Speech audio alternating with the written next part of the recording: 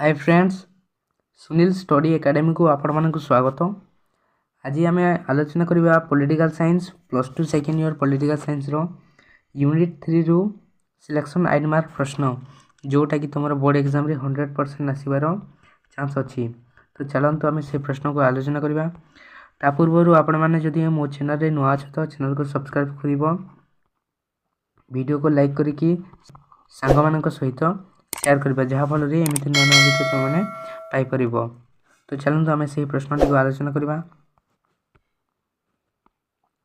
देख प्रश्न अच्छी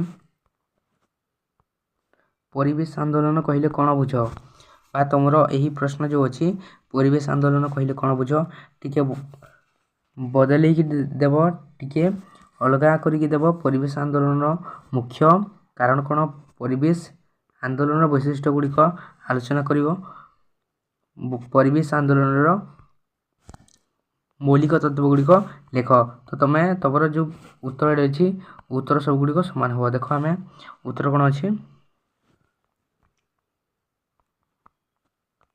देख उत्तर समग्र विश्व रे विभिन्न प्रांत रे चली आउ एक जन आंदोलन है परिवेश आंदोलन।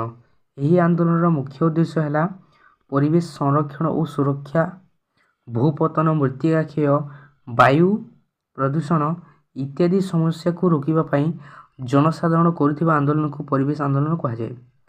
तो देख परिवेश आंदोलन क्या कहुए ना जदि 2 मार्क प्रश्न देव तो तुम यहीटा लिखिपार समग्र विश्वर विभिन्न प्रांत में चली आउ एक जन आंदोलन है परिवेश आंदोलन।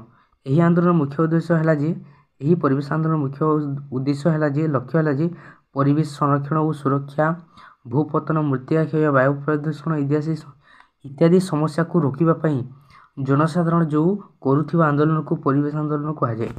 हाँ तापर भारत में किसी मुख्य आंदोलन है विष्णोई आंदोलन। प्रथम आम देखा विष्णोई आंदोलन भारत में होता किसी मुख्य आंदोलन विष्णोई आंदोलन। देख यही आंदोलन राजस्थान मारवाड़ अंचल संगठित होता। यह आंदोलन विष्णोई आंदोलन राजस्थान मारवाड़ अंचल संगठित होता।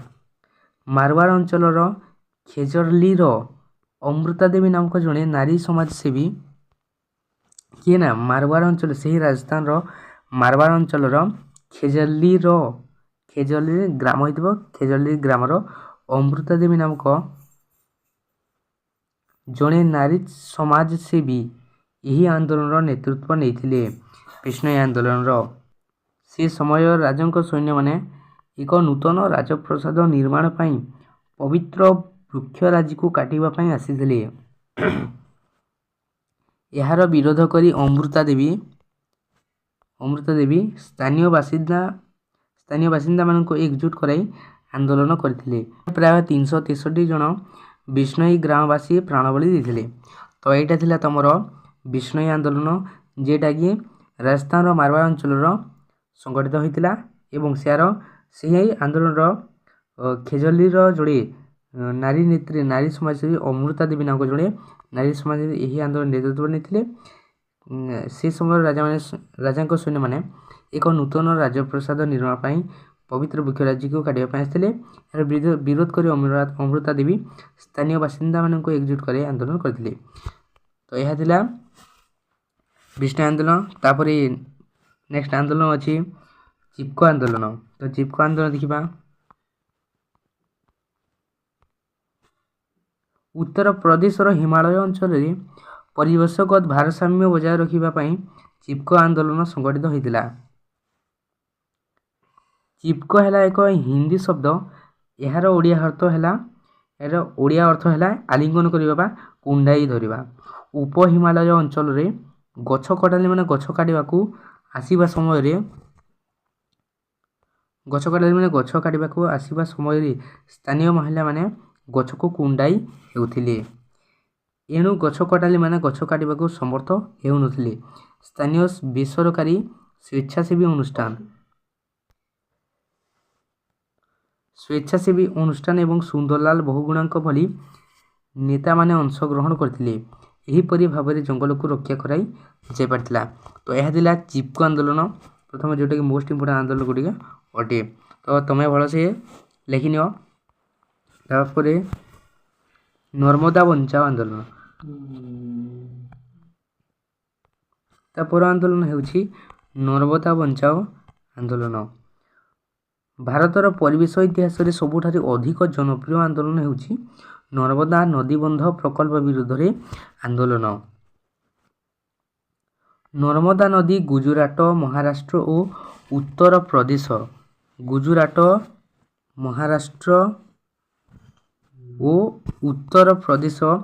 ମଧ୍ୟରେ ପ୍ରବାହିତ ହେଉଛି।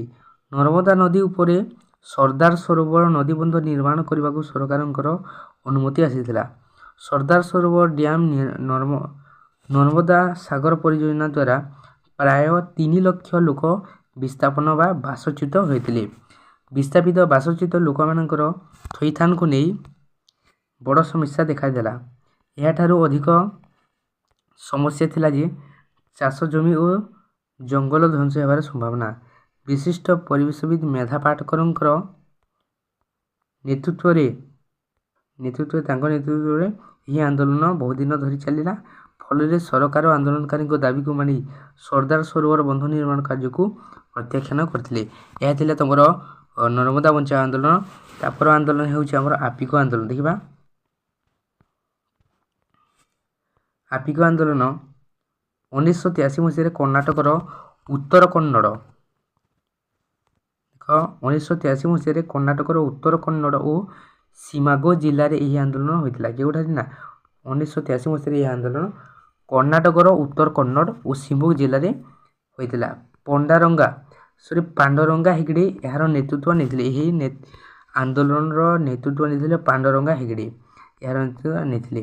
ଜଙ୍ଗଲ କ୍ଷୟ ଓ ପ୍ରାକୃତିକ ଜଙ୍ଗଲର ବ୍ୟବସାୟୀକରଣ ବିରୋଧରେ ଏହି ଆନ୍ଦୋଳନ ମୁଣ୍ଡ ଟେକିଥିଲା।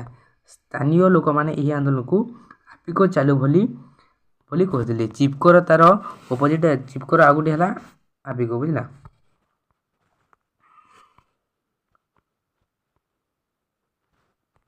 ତାପରେ ଦେଖ ତା ପରବର୍ତ୍ତୀ ଆନ୍ଦୋଳନଟି ହେଉଛି ନୀରବ ଉପତ୍ୟକା ଆନ୍ଦୋଳନ।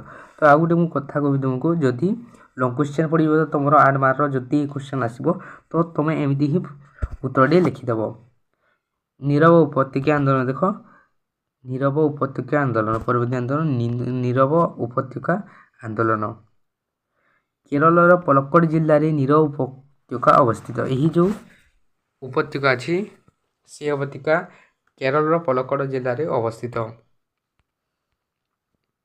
ପ୍ରବାହିତା ନଦୀରେ ଏକ ଜଳବିଦ୍ୟୁତ ନଦୀବନ୍ଧ ନିର୍ମାଣ କାର୍ଯ୍ୟ ବିଦ୍ୟୁତ ବୋର୍ଡ ପ୍ରସ୍ତାବ ରଖିଥିଲା। ସେହି ଉପତ୍ୟକାରେ ପ୍ରବାହିତ ନଦୀରେ ଏକ ଜଳବିଦ୍ୟୁତ ନଦୀବନ୍ଧ ନିର୍ମାଣ କାର୍ଯ୍ୟ ବିଦ୍ୟୁତ ବୋର୍ଡ ପ୍ରସ୍ତାବ ରଖିଥିଲା। କିନ୍ତୁ ସେ ଅଞ୍ଚଳର ଲୋକମାନେ ଆଶଙ୍କା କଲେ ଯେ ଏହି ଯୋଜନା ଯଦି କାର୍ଯ୍ୟକାରୀ ହେଲେ ସେଠାର ଚିରସବୁଜ ଜଙ୍ଗଲ ନଷ୍ଟ ହେବ ଓ ପରିବେଶ ସନ୍ତୁଳନରେ ବାଧାପ୍ରାପ୍ତ ହେବ ବୋଲି ଆଶଙ୍କା କଲେ।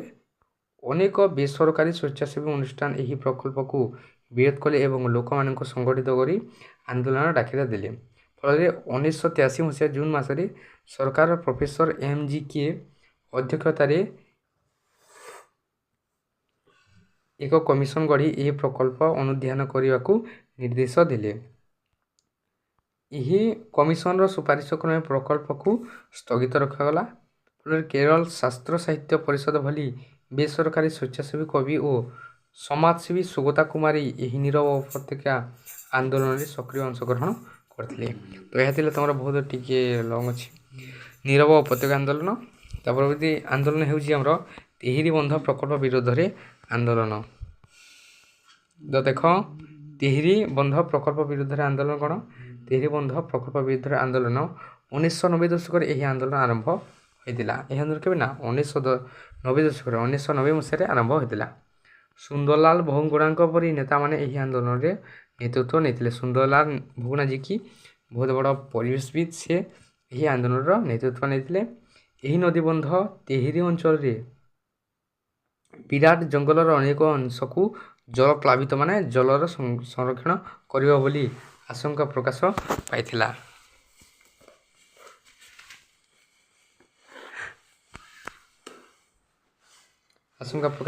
ଓ ଭାଗୀରଥୀ ନଦୀର ଉଭୟ ପାର୍ଶ୍ୱରେ ପରିବେଶକୁ ନଷ୍ଟ କରିବ ବୋଲି ମତ ପ୍ରକାଶ ପାଇଥିଲା। ଏଣୁ ଆନ୍ଦୋଳନକାରୀମାନେ କ'ଣ କଲେ ନା ଏହି ଯୋଜନାକୁ ପ୍ରତ୍ୟାହାର କରିବା ପାଇଁ ଦାବି କରିଥିଲେ।